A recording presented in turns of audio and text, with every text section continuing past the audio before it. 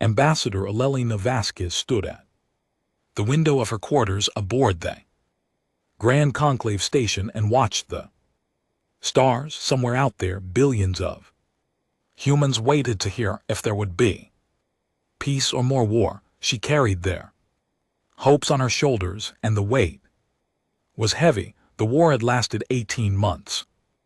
18 months of blood and fire and sacrifice. Humanity had never asked for this conflict. They had simply expanded into space, built colonies, and tried to make a life among the stars. But the galactic hegemony had other ideas. 5 ancient species who had ruled the galaxy for thousands of years did not welcome newcomers, especially not newcomers who refused to bow. Elena turned from the window and looked at her reflection.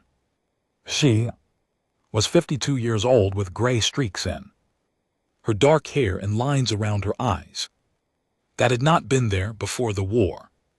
She had buried friends. She had signed orders that sent young soldiers to their deaths, and now she was here hoping to end it all with words instead of weapons. Her aide commander, James Chen, entered the room. He was a tall man with a serious face and the careful movements of someone who had seen combat. Ambassador, the hegemony delegation is ready. They're waiting in the main chamber. Elena nodded and straightened her uniform. It was simple and dark blue, without medals or decorations. She had chosen it deliberately. She wanted to look like someone who came for peace, not someone who came to boast. How do they seem? She asked. James hesitated. Confident, ma'am. Very confident. Elena understood what he meant. The hegemony had requested these peace talks after humanity had fought them to a standstill, but they did not act like a group seeking compromise. They acted like winners, was graciously offering terms to losers. This worried her, but she pushed the feeling aside. She had to try. The walk to the main chamber took several minutes. The Grand Conclave Station was enormous, a city floating in space where the great powers of the galaxy had met for centuries to discuss treaties and trade. Humanity had never been invited here before. They had never been considered important enough. The doors to the chamber opened and Elelina stepped inside. The room was vast and circular, with a domed ceiling that showed the stars above. 5 delegations sat at curved tables, arranged in a half-circle, each representing one of the hegemony's ruling species. At the center sat the Varathi, tall and slender beings with pale skin and eyes that held no warmth. Their leader was High Arbiter Theon, the most powerful individual in the galaxy. He did not stand when Elena entered. None of them did. Elena walked to the single table that had been placed facing the others. It was smaller than theirs and positioned lower. Another deliberate insult. She sat down anyway and folded her hands on the table. High Arbiter Theon, she said, keeping her voice calm and respectful, thank you for agreeing to these discussions. Humanity comes here in good faith, seeking an end to the conflict that has cost both our peoples dearly.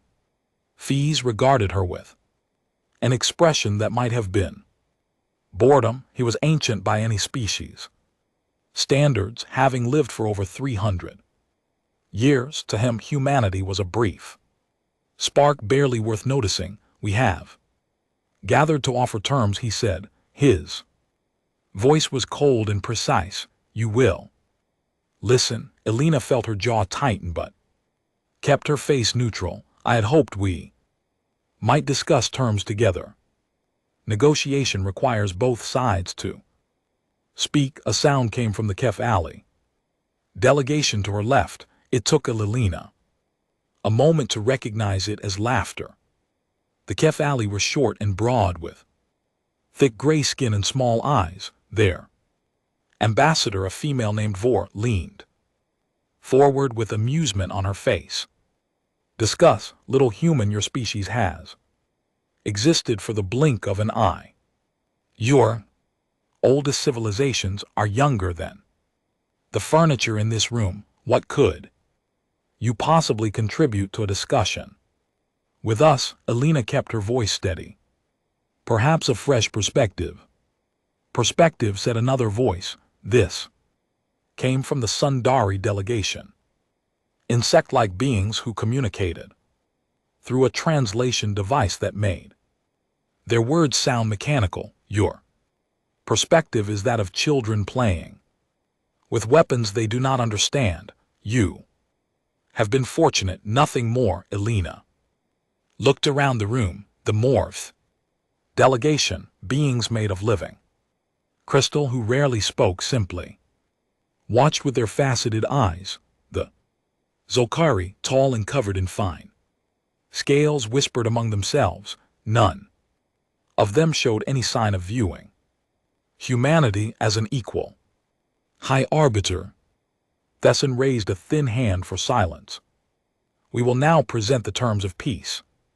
You will cede the colony worlds of New Helsinki, prosperity, and Acheron's gate to hegemony control. You will accept guidance councils on all remaining human worlds to ensure compliance with galactic law. Your military fleet will be reduced to defensive vessels only, with a maximum of 50 ships. You will pay reparations for the damage caused during the conflict.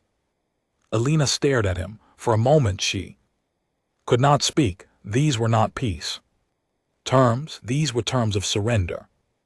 Complete and total surrender. High Arbiter, she said slowly, these terms would reduce humanity to a servant species. We came here to negotiate peace, not to accept subjugation. Expression did not change. These are generous terms. You should be grateful. We are offering them at all. Many on this council argued for your complete destruction. Generous. Alina could not keep the disbelief from her voice. You would take our worlds, control our governments, and dismantle our ability to defend ourselves. How is this generous? The Sithali ambassador Vor spoke again. It is generous because you would survive. Your species would continue to exist, given your primitive development and aggressive nature. This is more than you deserve. Alina felt anger rising in her chest, but she controlled it. She had trained for moments like this. She knew that losing her temper would only confirm their beliefs about humanity. Perhaps we could find middle ground, she said. We are willing to discuss border adjustments.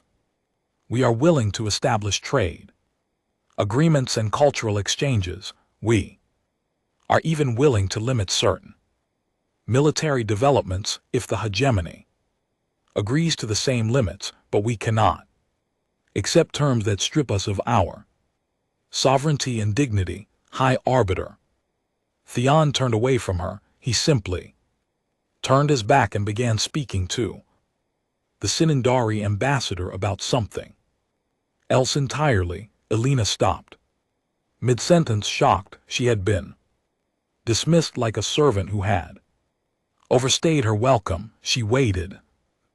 Hegemony leaders continued their private conversations. Minutes passed. Finally, Theon glanced over his shoulder as if surprised she was still there. You may have a recess to consider our terms. We expect your acceptance when you return.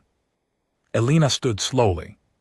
Her hands were steady, but inside she felt something changing, something hardening. I will consult with my government, she said quietly. The waved a hand without looking at her. Take whatever time you need. The outcome will be the same.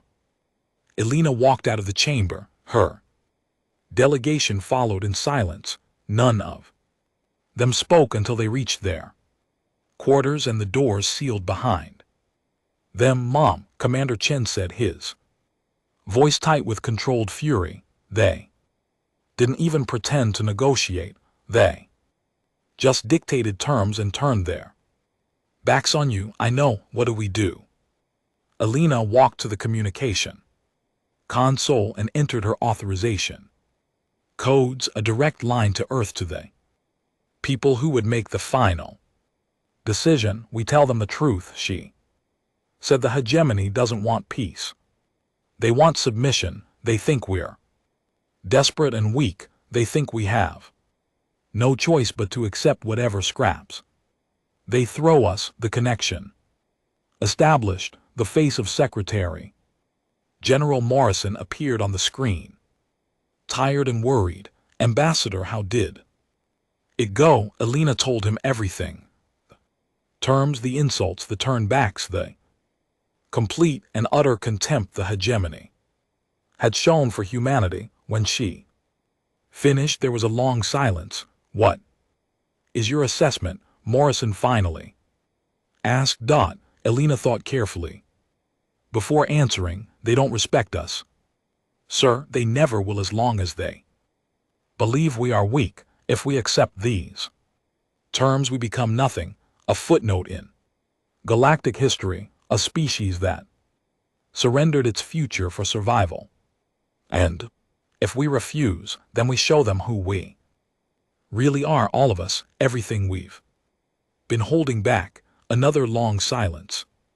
Then Morrison nodded slowly. "I've just received word from the Joint Chiefs.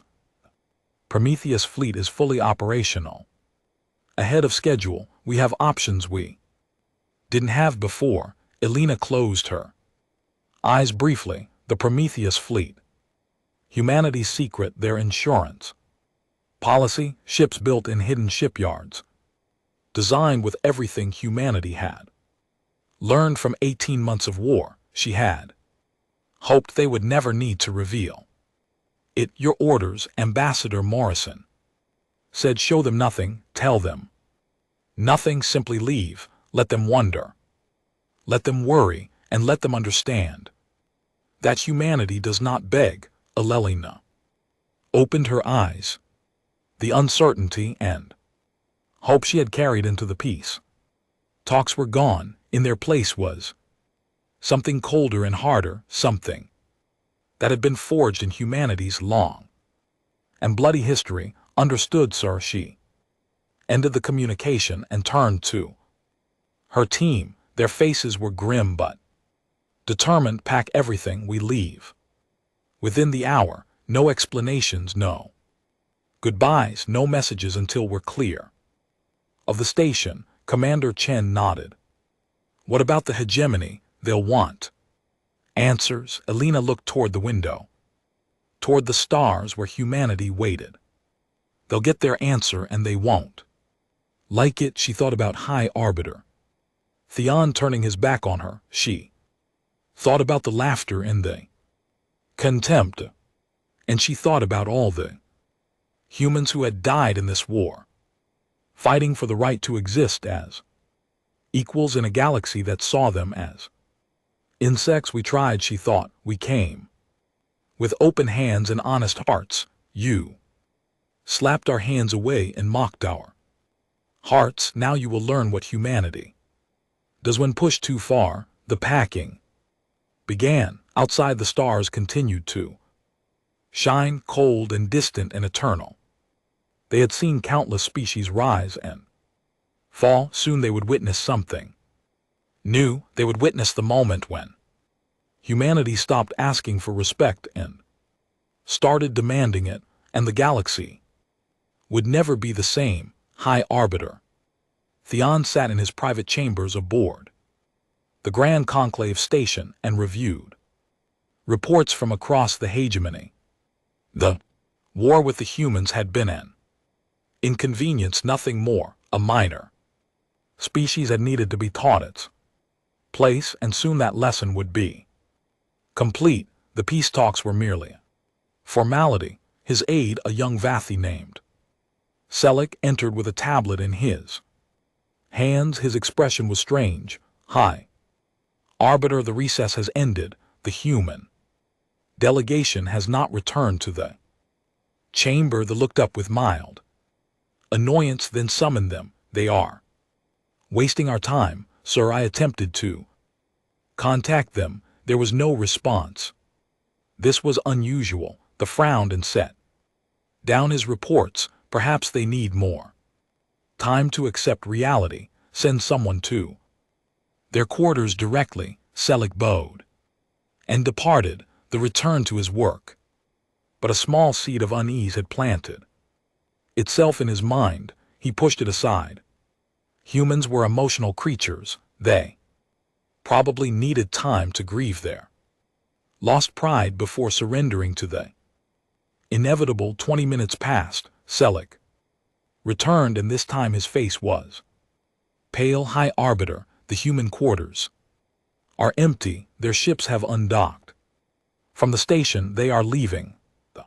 Stood so quickly that his chair fell backward. "Leaving without a word? Without signing the treaty?" "Yes, sir. They are already clear of the station's approach zone and accelerating toward human space." For a long moment Theon could not process what he was hearing. No species had ever simply walked away from peace talks with the hegemony. The idea was absurd, it was unthinkable, and yet the humans had done exactly that. Get me a channel to their flagship now. Minutes later, Pheasant stood in the main communication center surrounded by representatives from all 5 hegemony species. They were all confused and angry. The Cathali ambassador Vorith looked ready to kill someone. The Sinindari clicked their mandibles in agitation. Even the usually silent Morph had gathered to witness this unprecedented event. The communication channel opened, but instead of a live connection, a recorded message began to play. Ambassador Elelina Vasquez appeared on every screen in the room. Her face was calm, but her eyes held something new, something hard and cold. "To the leaders of the Galactic hegemony," she began, "we came to the station hoping for peace. We came with open hands and honest hearts, ready to compromise and find common ground. Instead, we received contempt. You offered us chains and called them gifts. You turned your backs on us and expected us to kneel." The felt his anger rising. How dare this creature lecture him? "Humanity does not kneel," Elena continued. "Not to you, not to anyone. We have tried to show you that we want only to live in peace among the stars. You have made it clear that you see us as nothing but insects to be crushed or slaves to be controlled." Per expression hardened. "So be it. We reject your terms, all of them. There will be no surrender of our worlds. There will be no guidance councils. There will be no dismantling of our fleets. Instead, there will be truth. You are about to learn what humanity really is, and I promise you, the lesson will be painful." She leaned closer to the camera. "When you are ready to speak to us as equals, as partners, you know where to find us. Until that day comes, we have nothing more to discuss." The message ended. The screens went dark. The chamber fell into stunned silence. Vorth broke it first. They dare refuse us. This is suicide." The Sinindari ambassador buzzed. "They cannot hope to stand against the full might of the hegemony. Their military is stretched thin. Our intelligence confirms their resources are nearly depleted." The said nothing. He was thinking something about this felt wrong. The humans had fought surprisingly well during the war, but they had seemed desperate in recent months. Their attacks had become less frequent. Their defense lines had Contracted, all signs pointed to a species on the edge of collapse. So, why did Ambassador Vasquez look so calm? Why did she speak with such certainty? Summon the intelligence minister, Theon. Ordered, I want every report on human military capacity in my hands within the hour and prepare the combined fleet. If the humans want war instead of peace, we will give them war they cannot imagine. The other leaders nodded with satisfaction. The humans had made their choice, now they would face the consequences. 3 days later, the combined fleet of the Galactic hegemony assembled near the border of human space. 4,000 warships from 5 species, the largest military force gathered in centuries. It was overwhelming, it was unstoppable, it was a statement that no primitive species could stand against the masters of the galaxy. Admiral Korth of the Cathali stood on the bridge of his flagship and surveyed the fleet with pride. He had been given command of this grand armada, honor he intended to justify with complete victory. The humans had been clever in their guerrilla tactics during the war, but they could not fight a force like this. They would be crushed within weeks. His communications officer approached. Admiral, we are receiving the latest intelligence updates. Korth took the tablet and began reading, then he stopped. He read the same section again and again. This cannot be correct, he said quietly. Sir, these numbers, human industrial output during the war, it says there. Production has increased, tripled. That is impossible. The officer shifted uncomfortably. The intelligence ministry confirms the data. Admiral, the humans appear to have expanded their manufacturing capacity significantly. During the conflict, Korth felt the first hint of doubt enter his mind. During the war, human attacks had decreased, their visible fleet had shrunk. Everyone had assumed this meant they were weakening, but what if it meant something else? What if they had been pulling back deliberately? What if they had been building something in secret? He pushed the thought aside. It did not matter. For 1,000 ships against whatever the humans could muster, the mathematics were undeniable. That the fleet began its advance into human space. The first human colony they encountered was New Helsinki, a world on the edge of human territory. It had been a primary target in the original war plans, a rich planet with significant industrial capacity. Taking it would humanity's ability to fight, but when the hegemony ships arrived, they found something unexpected. The colony was empty. Scout vessels descended to the surface and reported cities standing silent and abandoned, factories still operational but unattended, homes with meals half-eaten on tables. It was as if the entire population had simply vanished.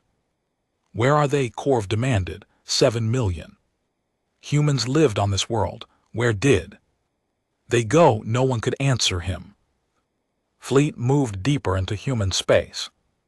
More worlds, more empty cities, more abandoned colonies. The humans had evacuated their border territories completely, and they had done it with impossible speed and efficiency. There was no chaos, no refugee streams, no panic, just silent cities waiting like tombs. Then the messages started. Every screen on every hegemony ship suddenly activated. The same images appeared everywhere, and no one could stop them. The humans had somehow hacked into the hegemony's communication systems. The images showed human history. The watched from the conclave station where he had remained to coordinate the campaign. He saw humans fighting each other with primitive weapons. He saw cities burning. He saw nuclear explosions and mass graves and suffering beyond imagination. What is this? Vorth demanded. Why are they showing us their failures? But they understood. His blood ran cold as he watched. The images continued. After every disaster, after every war, after every plague and famine and horror, the same thing happened. Humans rebuilt. They came back stronger. They adapted and learned and grew. No matter how many times they fell, they rose again. They are not showing us their weakness, then said quietly, they are showing us what they survive. Final image appeared. Ambassador Elena Vasquez sitting in a chair aboard her flagship, looking directly into the camera. By now you have noticed that our colonies are empty. She said, our people are safe, hidden in places you will never find. You came expecting easy victory. You expected to conquer frightened civilians and crush scattered defenders. You were wrong. She smiled, and there was no warmth in it. You wanted to know what humanity is capable of. We tried to spare you that lesson. We tried to end this peacefully. You refused, so now you will learn the truth about our species. We have spent 18 months holding back. We have spent 18 months building. We have spent 18 months preparing for this moment. She leaned forward. You think you know war. You don't, but you're about to. The transmission ended. For a long moment, the hegemony fleet drifted in silence. Then the sensors began to scream. Contact reports flooded in from every direction. Ships, hundreds of ships, thousands of ships emerging from asteroids, from hidden bases, from locations that intelligence had marked as empty. The humans had been hiding their true fleet, and now it was appearing everywhere. Admiral Korth stared at his tactical display in disbelief. The human fleet was larger than they had believed possible. It surrounded his forces from 17 different vectors, and the ship designs were unlike anything they had seen before. Sleeker, more advanced, built with 18 months of war experience and innovation. All ships battle formation, he shouted. Prepare for combat. But even as he gave the orders, Korth understood the truth. The hegemony had not come to end a war. They had walked into a trap that had been prepared with patience and precision and a level of strategic thinking that the galaxy had never seen. From humans, the watched from the conclave station as the tactical reports arrived. His hands trembled slightly, not from fear, but from the terrible realization of how badly they had miscalculated. The humans had not been desperate. They had not been weakening.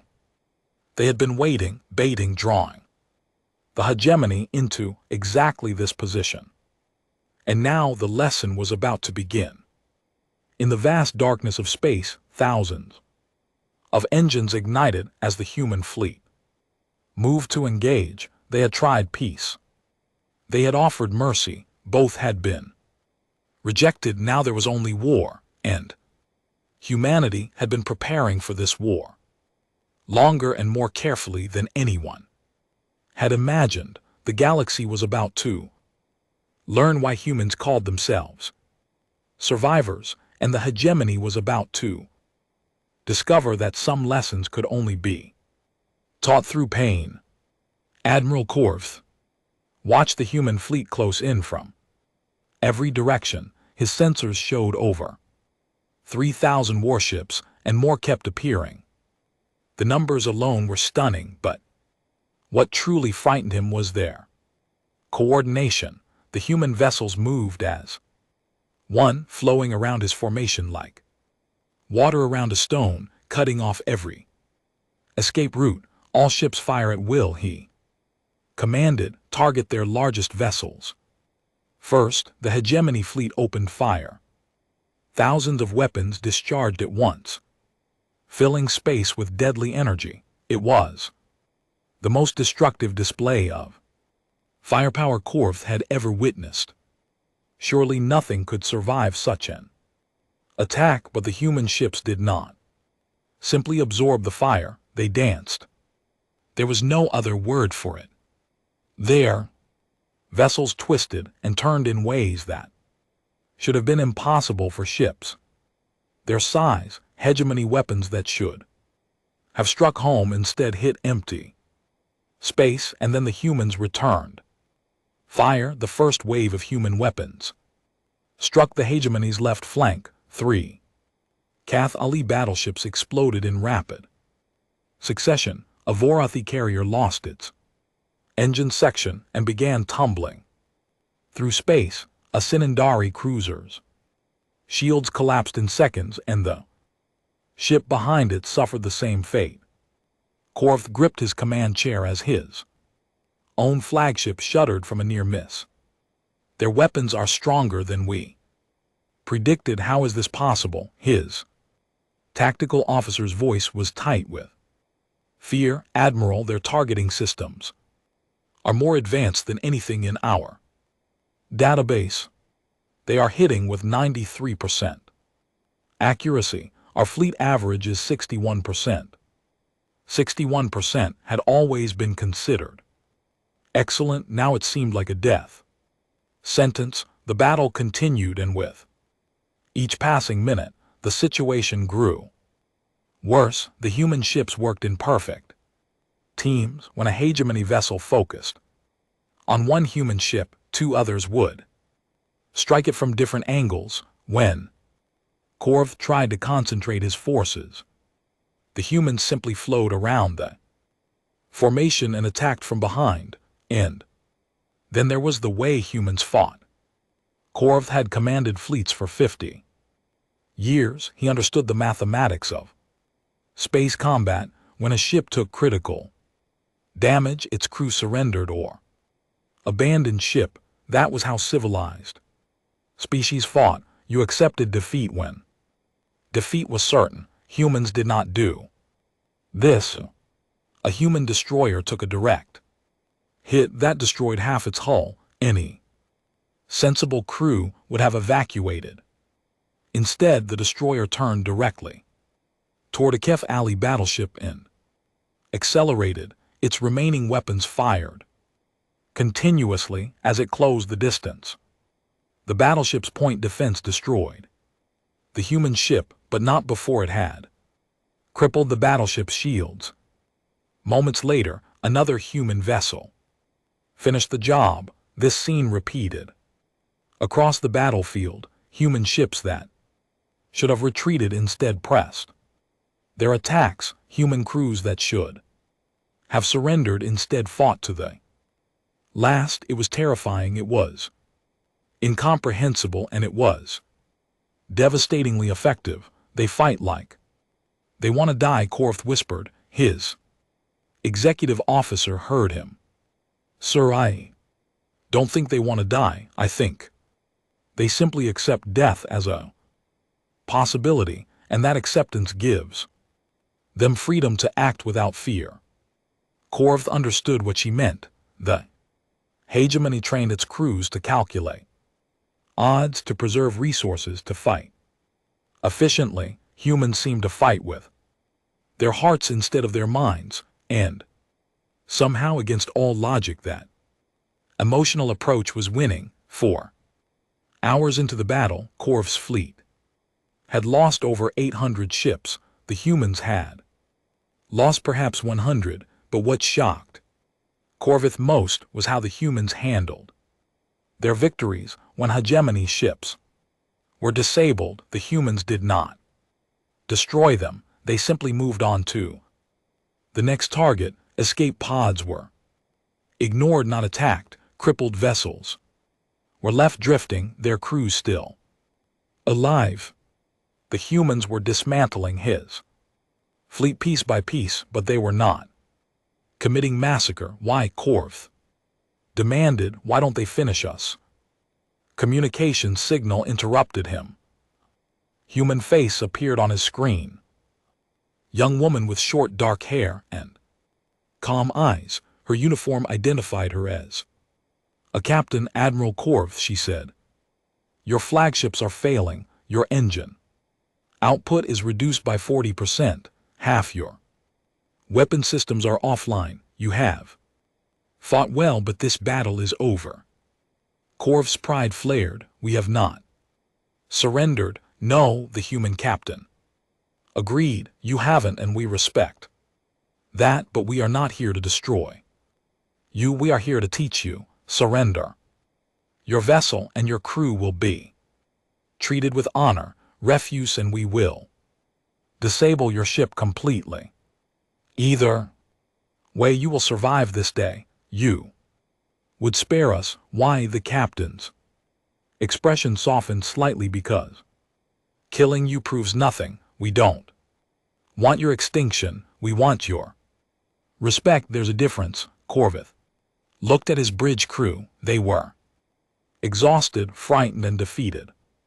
Many were wounded, his ship was dying around him and continuing to fight would only get more of them killed. He made the hardest decision of his career.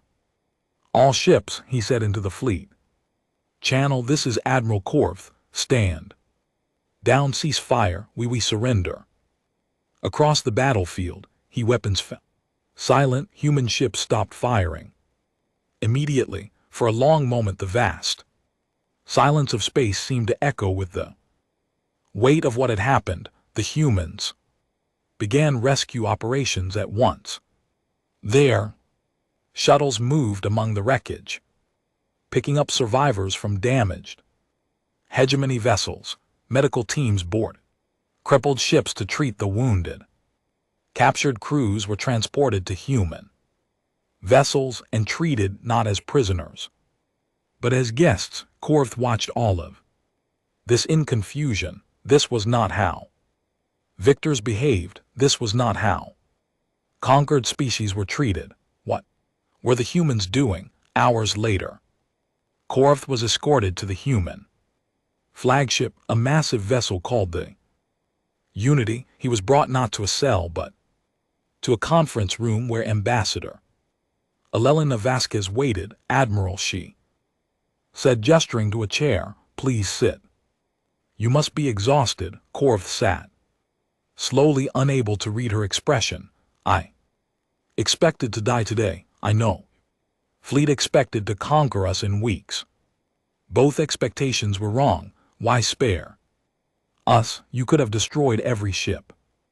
You could have killed us all. We would have done that to you. Elena nodded.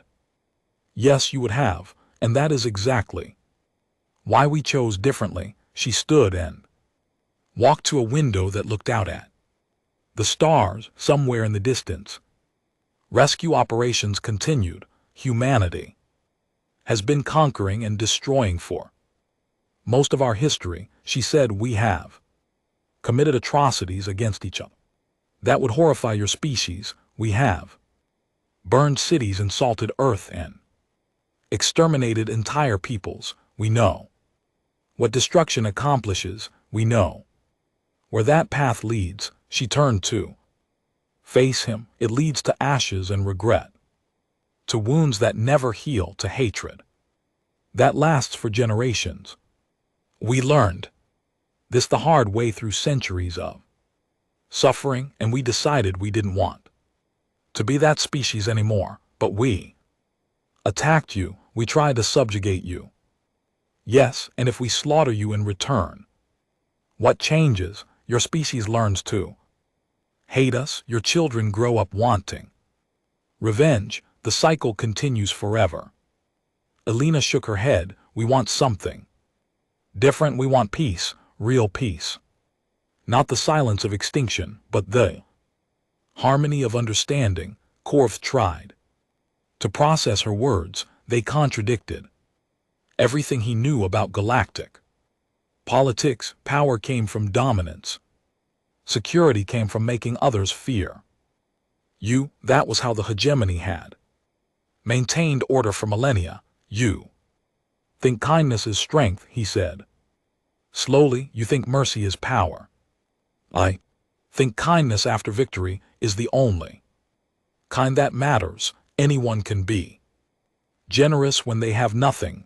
The true test is what you do when you have everything. She sat back down across from him. Admiral, the hegemony's fleet is broken. Your military cannot stop us from doing whatever we want. We could conquer your worlds, enslave your people, take everything you have. You know this is true. Korth nodded slowly.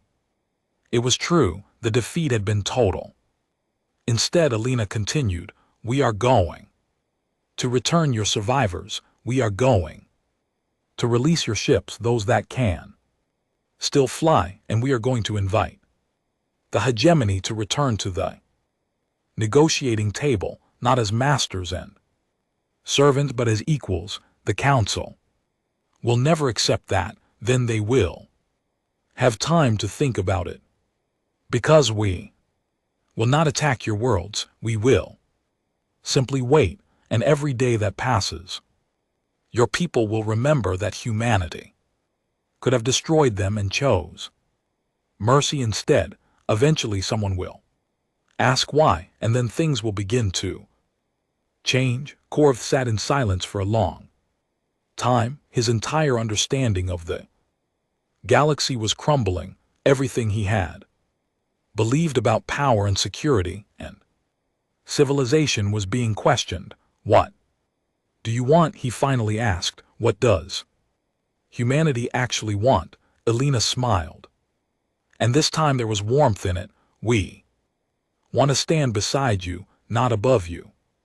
We want to learn from your ancient civilizations and share what we have discovered. We want to explore the galaxy together and face its dangers as allies. We want, she paused, choosing her next words carefully, there is something coming, Admiral, something from beyond the galactic realm. Our deep space probes detected it years ago. We tried to warn the hegemony at the peace talks, but no one would listen to us. That threat is why we built this fleet. Not to conquer you, but to prepare for what's coming. Korth felt cold fear touch his heart. What kind of threat? The kind that makes our war look like children fighting over toys. The kind that won't care whether we're human or Keith Ali or Vorothy.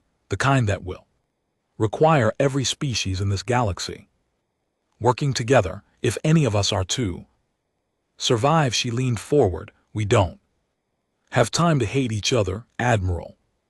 We don't have the luxury of old grudges and ancient pride. Something is coming that will test all of us, and we would rather face it with friends than face it alone. Korva thought about his fleet. Broken but alive. He thought about the human crews who had treated his wounded with compassion. He thought about the young captain who had offered him surrender with respect instead of mockery. Maybe the humans were right. Maybe mercy was a kind of strength the hegemony had forgotten. I cannot speak for the council, he said finally, but I can speak for myself, and I can tell them what I witnessed today. Alina extended her hand. Korth looked at it for a moment, then reached out and clasped it. That's all we ask, she said. Tell them the truth. Let them decide. Outside the window, the stars continued their eternal dance, but something had shifted. The old order of the galaxy was trembling, and a new possibility was being born from the ashes of battle. Humanity had won the war. Now they would try to win something harder, peace. High Arbiter Thesson stood in the great hall of the Vorothy home world and watched the remnants of the hegemony fleet limp home through the massive windows that lined the chamber. He could see dozens of ships in orbit, many of them scarred and damaged. They had left as conquerors, they returned as survivors. Admiral Korf's report played on screens throughout the hall. The other council members watched in silence as he described the battle, the human tactics, the devastating effectiveness, and most disturbing of all, the mercy they let us go. Korf said in the recording. His voice was tired but steady. They could have killed every last one of us.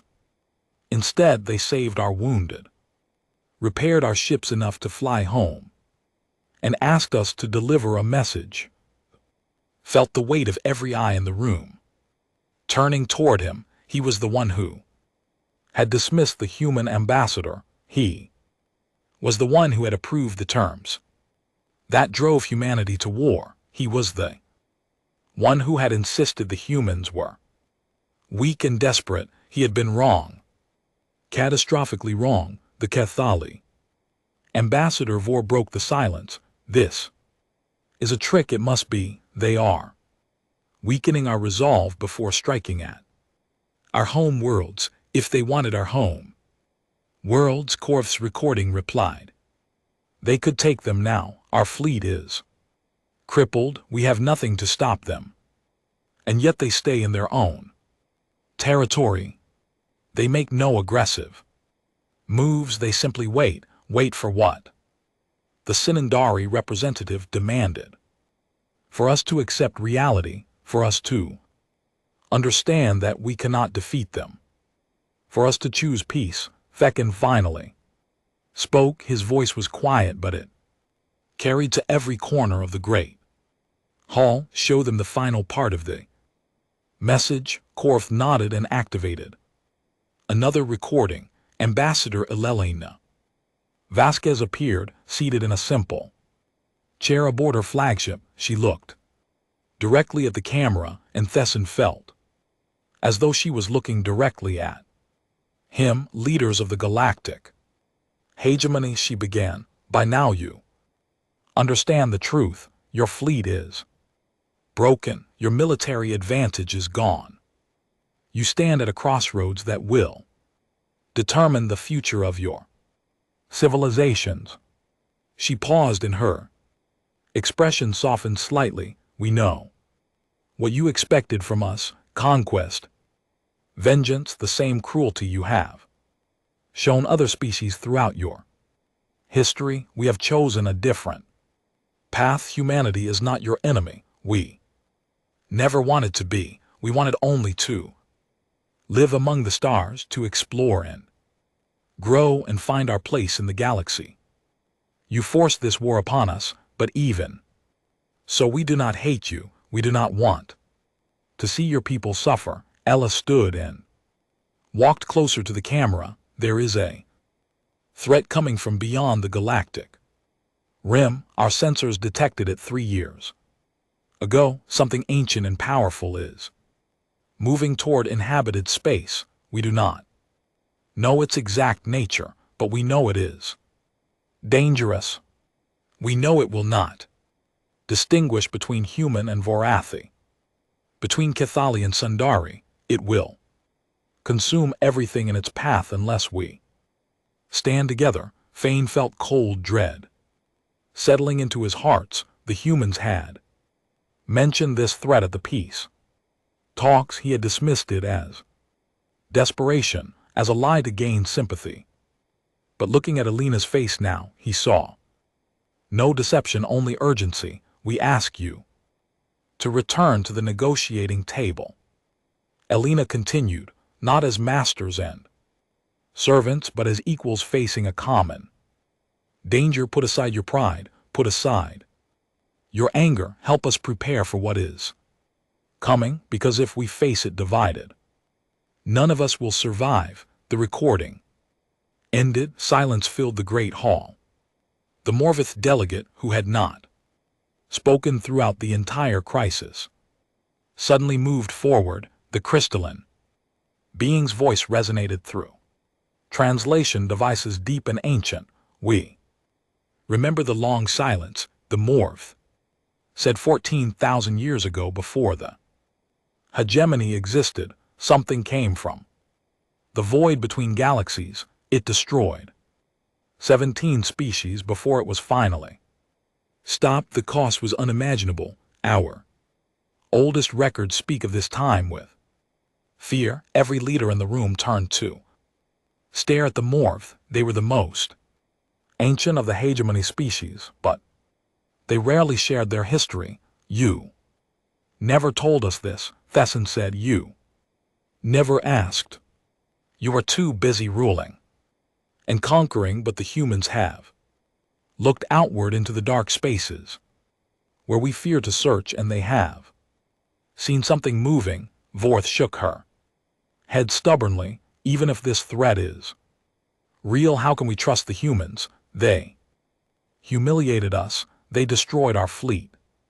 They destroyed our fleet and then saved our crews. Admiral Korth interjected.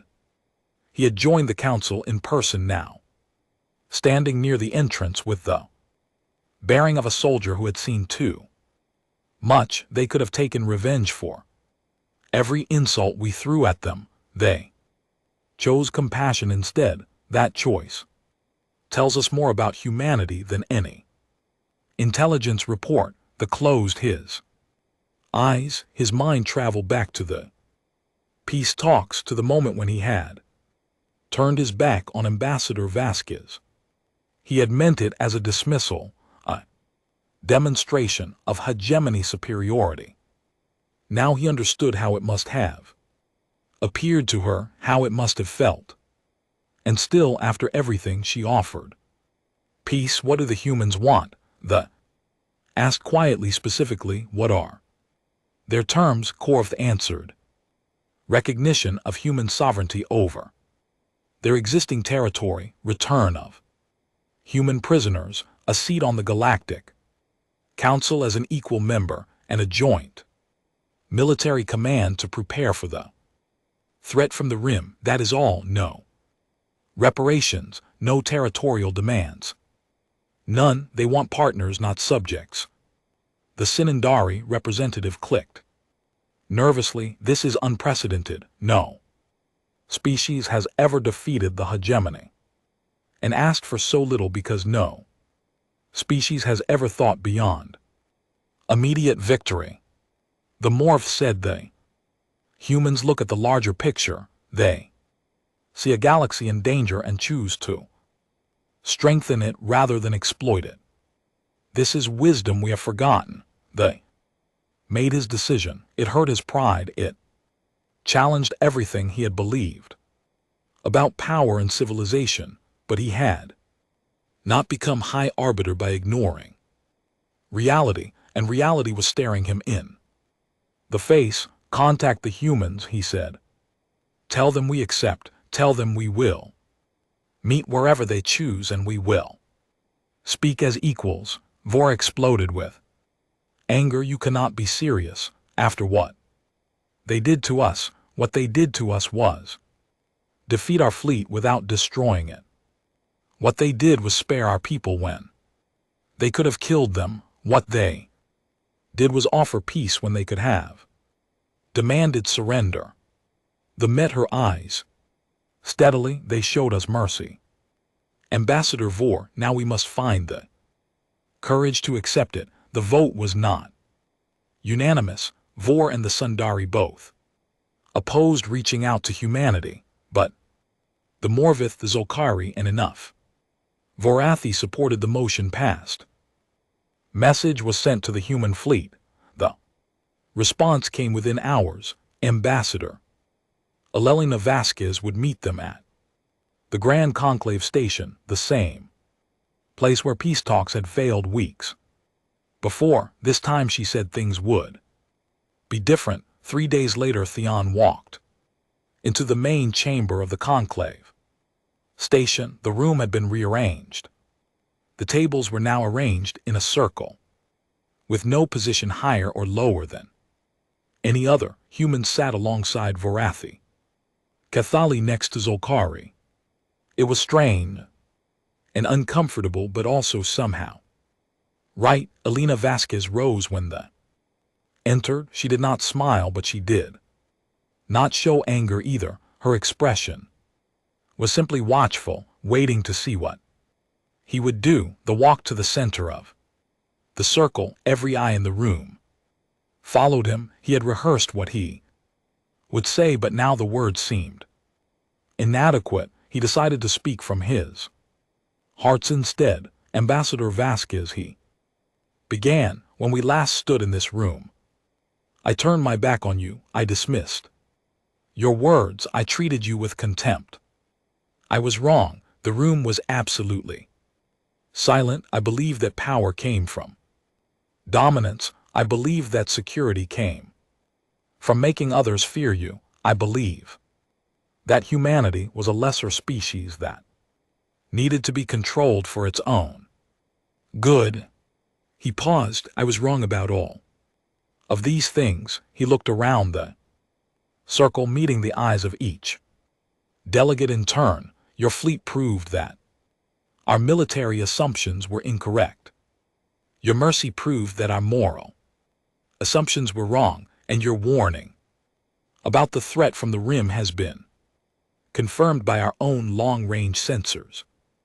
Elena's expression shifted slightly. Surprise, perhaps you confirmed it. We sent probes to the coordinates. Your message indicated something is there. Something large and approaching. Then's voice was heavy. The Morph tell us they have seen this kind of threat before.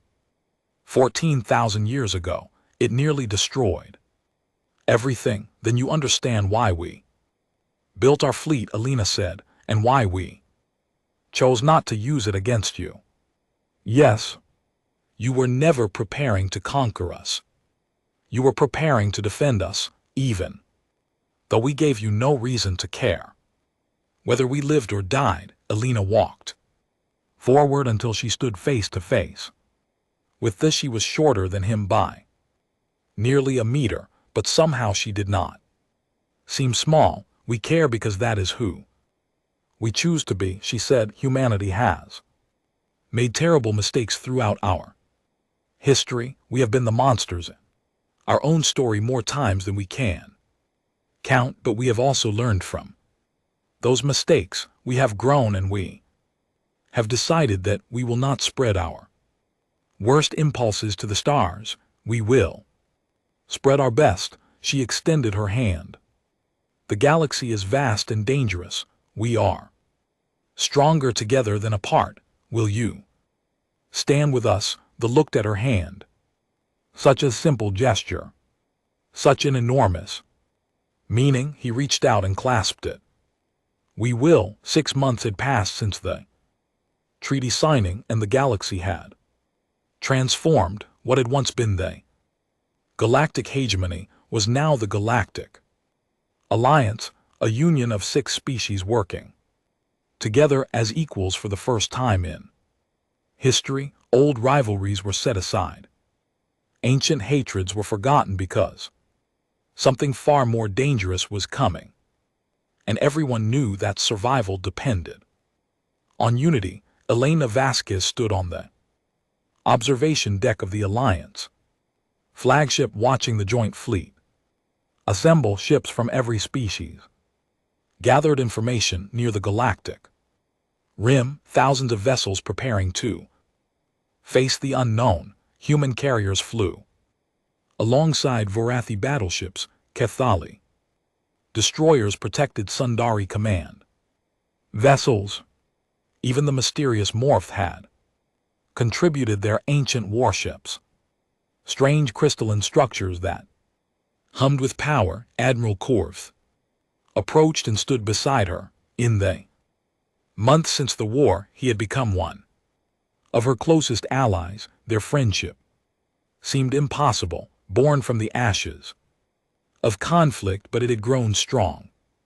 Final reports are in, he said. The enemy will reach our defense line in approximately 4 hours. Elena nodded. She had studied everything the Morph knew about the long silence, the ancient catastrophe that had nearly destroyed the galaxy 14,000 years ago. The records were fragmentary and terrifying. The enemy was not a species in any traditional sense. It was something older and stranger, a force that consumed entire civilizations and used their resources to grow stronger. Are the evacuation ships in position? She asked. The last civilian transports left the rim worlds this morning. Everyone who wanted to leave has left. Korv paused. Some chose to stay. Humans mostly. That sounds like us. Elena smiled slightly, stubborn to the end. Stubborn or brave, I am no longer. Sure, there is a difference. They stood in comfortable silence, watching the fleet prepare. 6 months ago, Korv had been her enemy. He had commanded the armada sent to destroy humanity. Now he was here, ready to fight beside her against a threat that made their old war seem meaningless. Do you think we can win? She asked quietly. Korv considered the question seriously. The Morith records say the enemy was defeated once before, but the cost was catastrophic. 17 species were completely destroyed. Dozens of others were devastated. It took thousands of years for the galaxy to recover. He turned to look at her directly, but those species were fighting alone, each defending their own territory, refusing to cooperate until it was too late. We are different. We are united. United because humanity forced the issue. United because humanity showed us another way. Korv's voice was warm with respect. You could have destroyed us, Ambassador. You could have taken revenge for every insult and injury we gave your people. Instead, you offered mercy. That mercy is why we stand here together today. Elena thought about the long road that had led to this moment. The failed peace talks, the anger she had felt when they turned his back on her, the terrible decision to walk away and let the war resume, and then the choice after. Victory to spare rather than slaughter. I was afraid, she admitted, when we won the battle. I was afraid we would become the very thing we had fought against. Conquerors, oppressors. I had seen too much human history to believe we were immune to that temptation. But you resisted. We all did.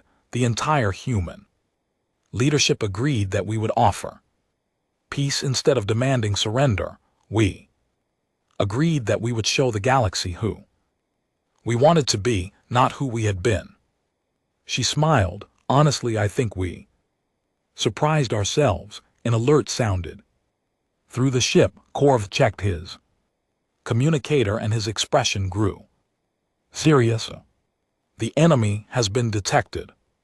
They will arrive ahead of schedule. 2 hours, perhaps less. Elena straightened her uniform. Then we should get to the command center. History is not going to wait for us. The command center was a vast circular room at the heart of the flagship. Representatives from all 6 Alliance species worked side by side, coordinating the massive fleet that would meet the enemy. High Arbiter Thesson was there, along with the leaders of each member species. They all turned to Elena as she entered. Ambassador Fiend said, the fleet awaits your orders. This had been the most controversial part of the new alliance. After much debate, the council had agreed that the joint fleet would be commanded by human, not because humans were superior, but because they had proven themselves capable of thinking beyond narrow self-interest. They had shown they could make decisions for the good of all, not just their own species. Elena took her place at the central command station. Screens surrounded her, showing tactical data from across the defense line. The enemy was a dark mass on the Sensors, a swarm of shapes that defied easy categorization. They were coming. Fast all ships, she said, her voice broadcasting to every vessel in the fleet. This is Ambassador Elena Vasquez commanding the Alliance Defense Force. In a few moments we will face the greatest threat our galaxy has ever known, an enemy that destroyed 17 species 14,000 years ago. An enemy that knows only consumption and destruction. She paused, letting her words sink in. We are different from those who faced this enemy before. They fought alone. They defended only their own worlds. They waited until it was too late to work together. We have learned from their mistake. Today Vorathi fight beside humans. Kefali stand with Sindari. Morph and Zolkari fly in information with vessels they once considered enemies. We are united, and that unity is our greatest weapon. On the screens, the enemy grew closer. Individual shapes became visible now. Twisted things that seemed to absorb light rather than reflect it. They were ancient and terrible, and they were hungry. I will not promise victory. Elena continued. I will not pretend this will be easy. Many of us will not survive this day, but I will promise you this: whatever happens, we face it together. Whatever we achieve as one, and if we fall, we fall.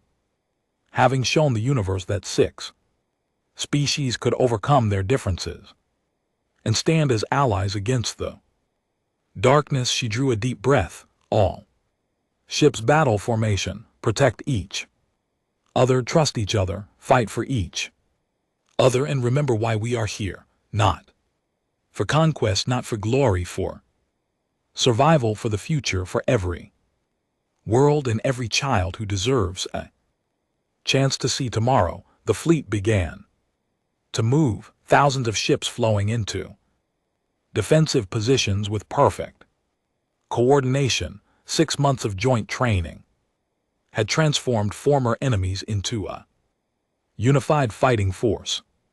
They knew each other's strengths and weaknesses. They had learned to trust. The enemy struck like a wave breaking against stone.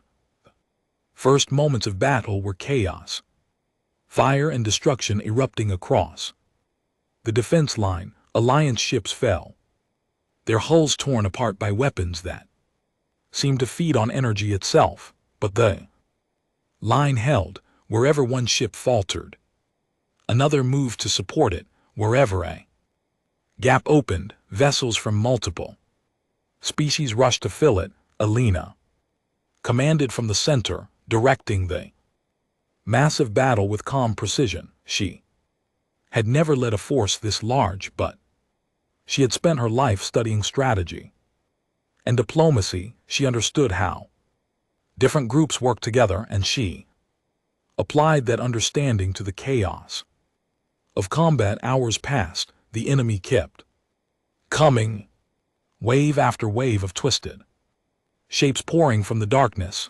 The Alliance fleet was pushed back, then stabilized, then pushed back again. Losses mounted on both sides, but the Alliance refused to break. Finally, as the battle reached its climax, Elena saw the opening she had been waiting for. The enemy had committed too much to one sector, leaving their core vulnerable. It was a small window, but it was enough. All reserve units, she commanded, execute Plan Omega, strike. At their heart, a mixed force of human, Vorathi and Morph ships surged forward, diving through the gap in the enemy formation. They reached the central mass, the oldest and largest of the enemy constructs, and unleashed everything they had. The Morith weapons were most effective. Ancient technologies designed specifically for this enemy. The central mass shattered. The effect rippled outward through the entire enemy swarm. Without their coordinating intelligence, the individual constructs became confused and disorganized. The Alliance fleet pressed the advantage, destroying enemy vessels faster than they could adapt. By the time the battle ended, the enemy had been broken, not destroyed entirely, but reduced to scattered fragments that fled into the void. The galaxy would need to remain vigilant, but the immediate threat was over. Elena slumped in her chair, exhausted beyond words. Around her, cheers erupted as Alliance officers celebrated their survival. Fiend moved to stand beside her, his ancient face showing something she had never seen there before: respect. "You did it," he said. "You united us and led us to victory." "We did it," Elena corrected. "All of us, every species, every ship, every soldier who gave their life so others could live." She looked up at him. "That is what the Alliance means. That is why we build it, not for any one species to dominate, but for all of us to stand together." The nodded slowly. "I confess, I never truly believed it was possible. Different species working as one, trusting each other, dying for each off."